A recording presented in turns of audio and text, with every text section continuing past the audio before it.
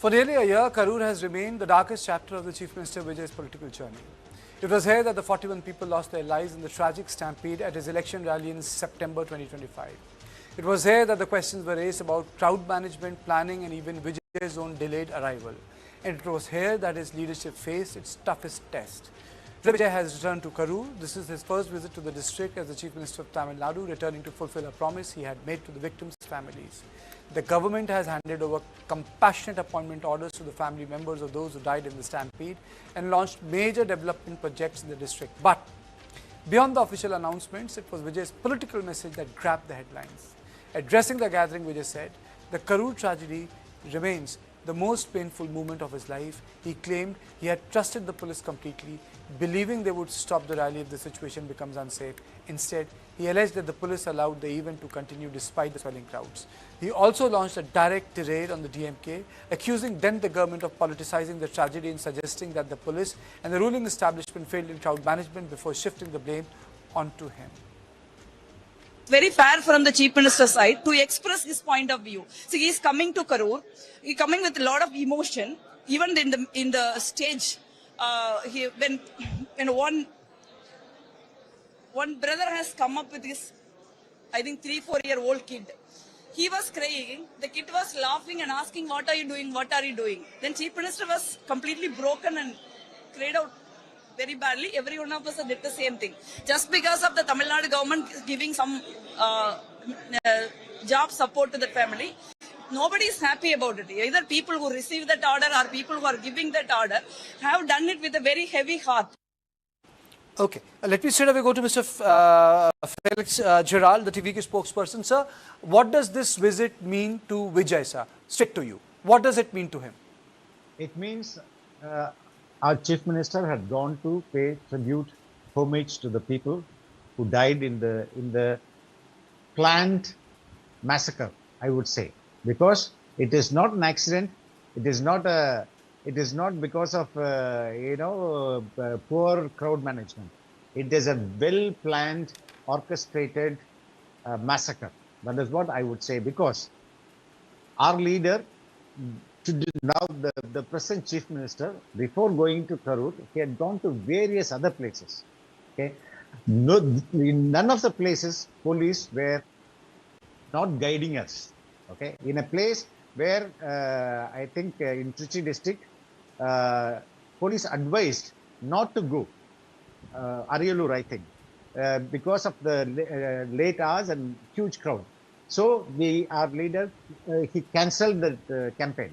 But here, if the crowd was overwhelmed, police very well, they could have told them or advised them not to go to the campaign, or they could have, the police had all the rights to cancel it. But police literally took with the escort to the place. And as I told you, he had gone to many places. Okay. Normal this morning, but nothing happened. Okay. Why in Karur? Especially the moment when he said, pronounced Sendil Balaji name, people got agitated. People started throwing chappals and people started throwing, water bottle. What was happening in Karur was completely, it's a very, very well planned massacre. That is what I would say. Okay, let me take opening comments from political analyst Mr. Subramaniam. Thank you so much, sir, for joining me. Do you think that Mr. Vijay, to put it bluntly, he's in power, popularly elected Chief Minister, trying to change the narrative? Yeah, I think the CM Joseph Vijay, knowing that 7 assembly elections are going to come, the by-elections for 7 assemblies are going to come. We don't know how many more MLAs are going to resign from some other party and go and join TVK. So we are not sure of that. So since now he has got about 107 constituencies or 107 seats in his favor, for the majority he is depending on the other allied parties, right? So to secure at least go near to the majority, so he wants to win all the 7 upcoming constituency elections. So you want to set the political narrative, you want to take head on with DMK. Unfortunately, in Tamil Nadu, there is no big opposition party now. Okay, so DMK, because of the the earlier CM Stalin lost his constituency, there is no big opposition leader. Udayanidhi is not up to the mark now. BJP. So there is a change in the head in the the presidentship in the last year, and ADMK is not at all integrated now, and people are moving from ADMK to TVK now. So if you see that, to bring all the issues to CM Vijay, so Joseph Vijay, so people are not united in the opposition now. So taking that advantage, so he is taking this rally or gone to the Karur. The problem is why only to the Karur Stampede victims he is giving these appointment orders. Okay, so there are a lot of accidents happened, protests happened, and deaths have happened for the public cause, right? In Sterlite Stampede some 4-5 years back, and Vachati incident that has happened 1992, illicit liquor which has happened 2 years back, where public they lost their life. So what is the compassionate ground when compared to those incidents and compared to this Karur incident? Okay. The Karur incident is actually the political party, they convened the meeting, okay, for their benefit, for the campaigning of the president. Something has happened. We are not getting into the why it has happened, how it has happened, that our court will decide, CBI will decide. But as a chief minister, you are not only representing your TVK party, you are representing as the 8 crore people's chief minister, Joseph Vijay. So what is that motivation? Okay. What is the narrative for you to go to Karur and hand over the 31 people's appointment letter? That's the big question. Okay. Let me take opening comments from Shekhar Vijay. Thank you so much, sir, for joining me.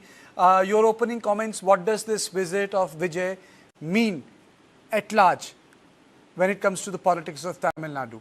And my question to my previous commentator was he trying to shift the narrative? Because when it happened at that particular point of time, the entire thing was that the managers of the rally were careless.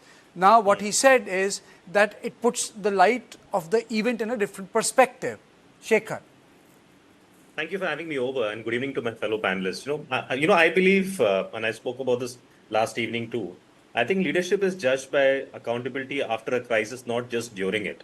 So Vijay's return to Karur is politically significant. It works both ways because it shifts the conversation from campaigning to governance. And he spent a considerable amount of time, in terms of governing, in terms of leading Chennai right now.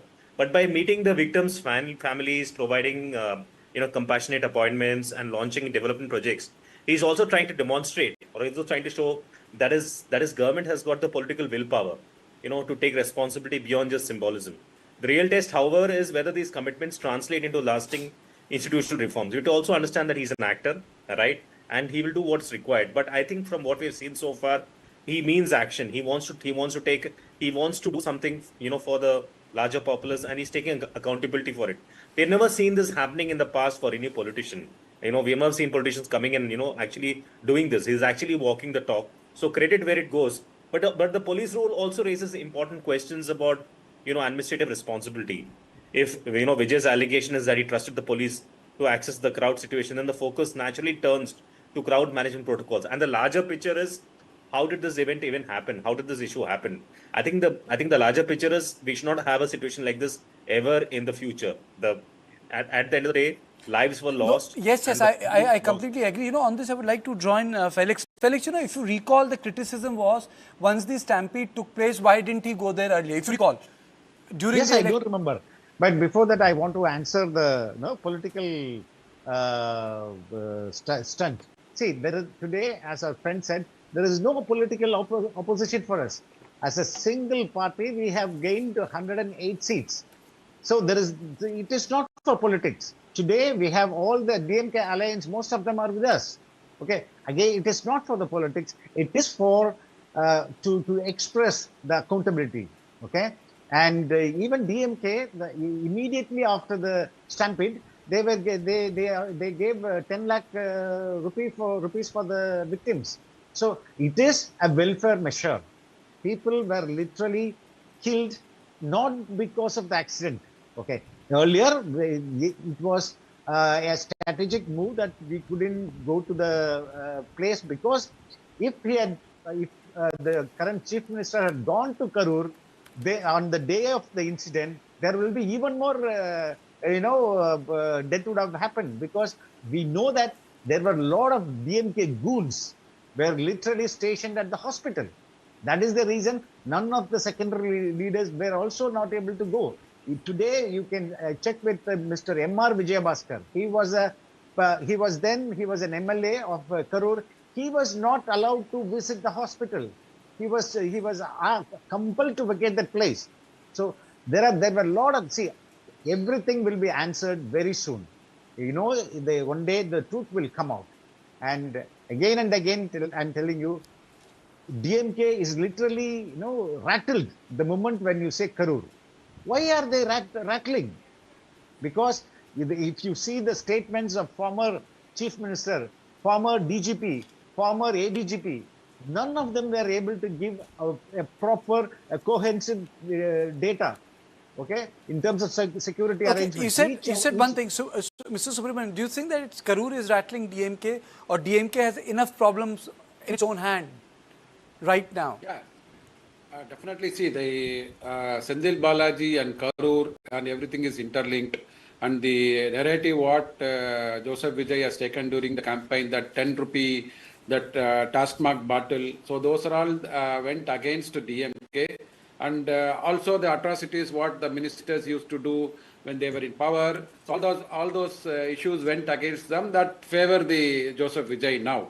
See, that, as I was telling you, the opposition parties are not together, and because of the Gen Z movement, and people wanted 60 years, there have been no waiting for good regime will come. Gen Z movement. Do you think that there was a Gen Z movement in Tamil Nadu? That's what I've heard after a long time. You know, Gen Z has become such a contested word in Indian politics.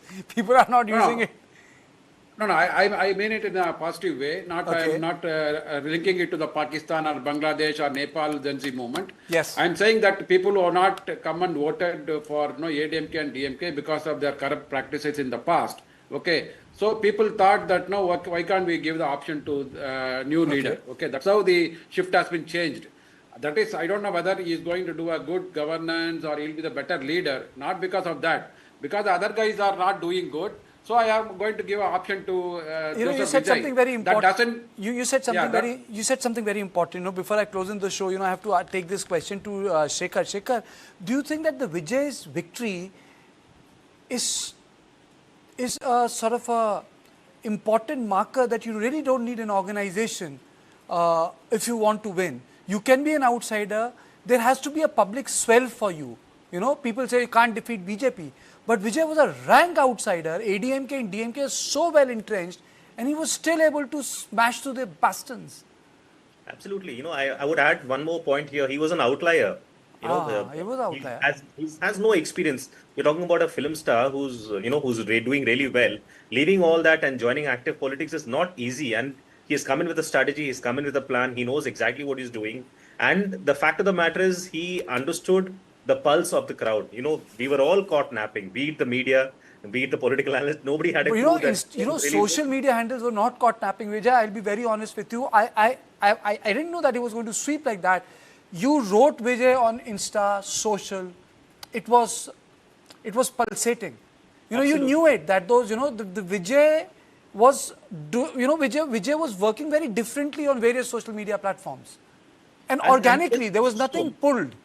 Yeah, and it just goes to show that if you have your focus in the right place, if you have the right strength, I think he understood the pulse very clearly. We all feel that BJP cannot be defeated, and BJP is a great, election machine. You know, they know how to win elections. But I think Vijay has shown that in the southern part of India, if you put your focus in the right place, you can defeat. It's almost like a David versus Goliath story. You know, he has done it, and the fact that he's gone to Karur, he's accepted things as they are, and he's done it. I think just goes to show what kind of leader he wants to become. I think we got to give it time. We got to give it 90 days and see how he is. No, absolutely. You can't be judgmental on Vijay. You know, there's a lot of... Felix, only 30 seconds for you. You know, my PCR is saying I need to shift to the next debate. One small thing. You go to any government office today, there is no corruption.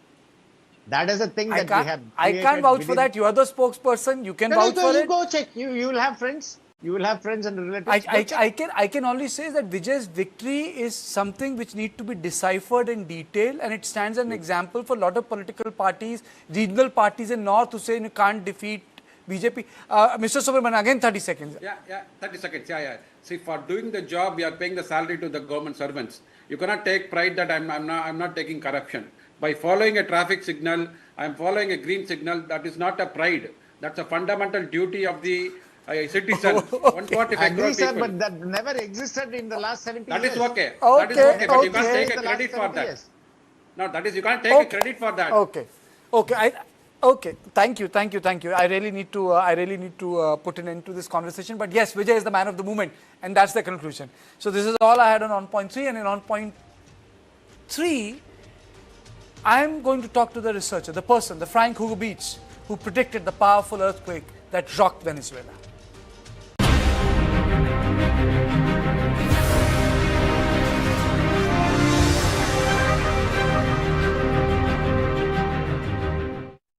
A warning posted on social media about the possibility of a stronger seismic activity has once again reignited the debate over whether planetary and lunar alignments can offer clues about earthquakes.